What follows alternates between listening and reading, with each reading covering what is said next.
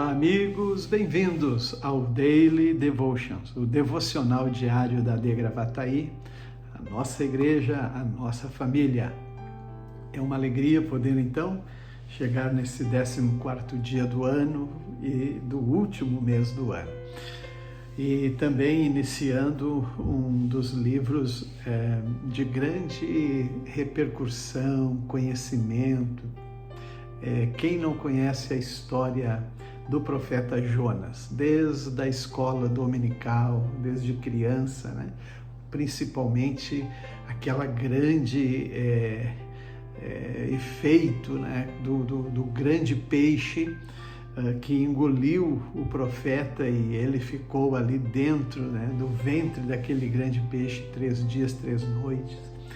Mas tudo que envolve este cenário é verdade, né? Que Jonas é o profeta. Ele, algumas vezes passei pela a região onde Jonas, na Galileia, né? Ele é um dos profetas que também é originalmente da Galileia.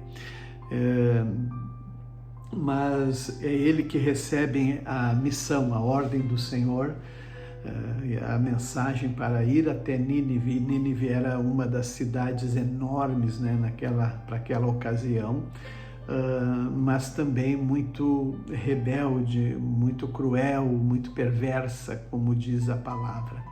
E a ordem era levar a mensagem de destruição, de juízo de Deus sobre a mensagem. E então Jonas recebeu: te prepara e vai. Jonas se preparou, vai dizer o texto, se preparou, mas para ir na outra direção.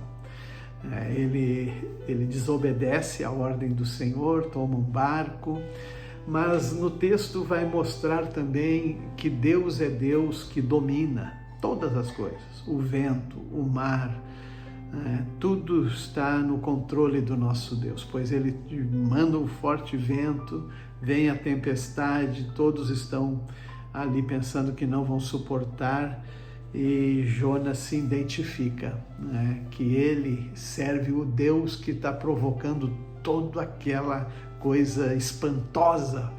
Marcou muito a vida daqueles homens, porque eles realmente entenderam que era algo sobrenatural. E buscaram seus deuses, mas não tinha resposta. Quando Jonas disse para eles: a solução é porque eu fujo do Senhor, e então se vocês me jogam no mar, a tempestade vai passar.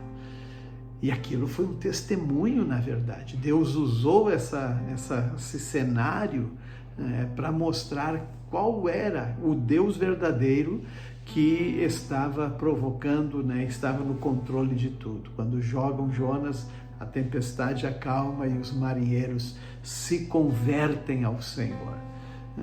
Vai dizer que ao os lançar no mar, no mesmo instante, a furiosa tempestade se aquietou. E eles, espantados com aquilo, então reconheceram o grande poder do Senhor.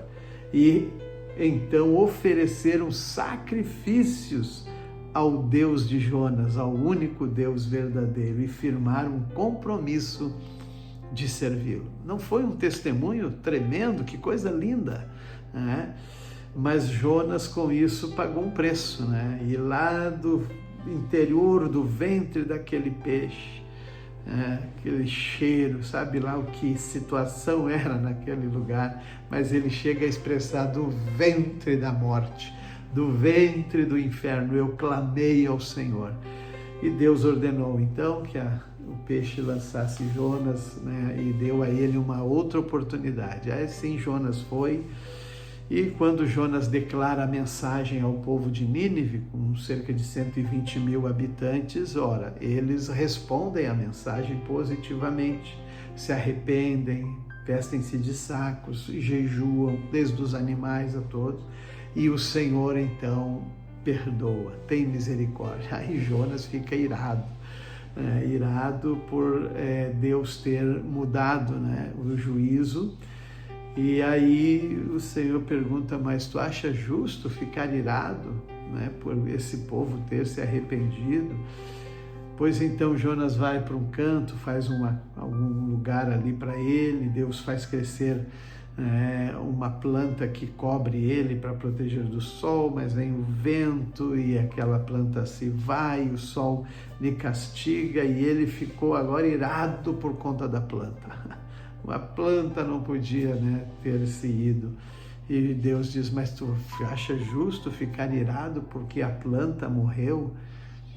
E você está tão preocupado com a planta e a multidão, as pessoas que se converteram. Aí Deus coloca uma comparação do que é mais importante, para Jonas entender o grande amor de Deus também. E é linda essa história, porque o Senhor mostra e revela que Ele é Deus também perdoador. O livro de Apocalipse nesse capítulo 5, é um dos cenários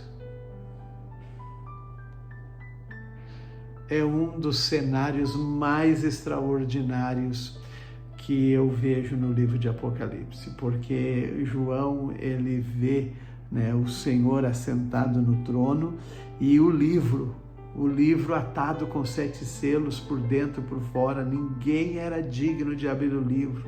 E João começa a chorar muito, porque aquele livro era o livro da vida.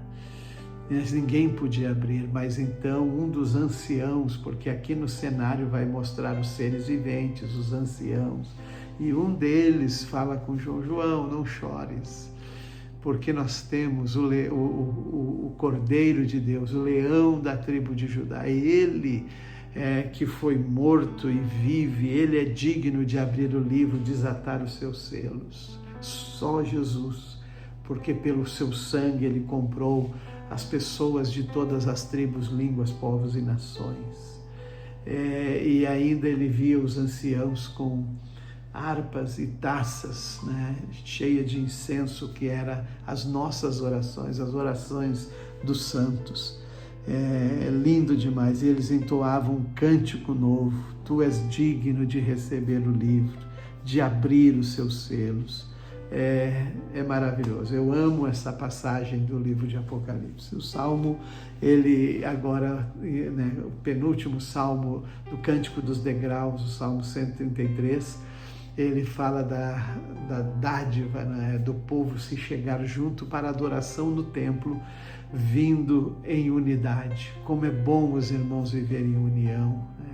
E aí ele fala sobre todo a consequência das pessoas provarem desta unidade, porque é nesse ambiente que Deus ordena bênção e vida para sempre.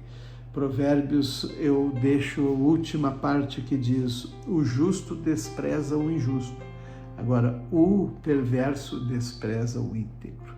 Esta é a realidade de vida. Os opostos, eles não se atraem, mas os da mesma natureza se atraem. O justo, ele vai amar o íntegro. Agora, o injusto, ele vai se abraçar com o perverso. Agora, um não se dá, o justo com o injusto e o perverso com o íntegro. Esse não dá certo. Que Deus nos guarde.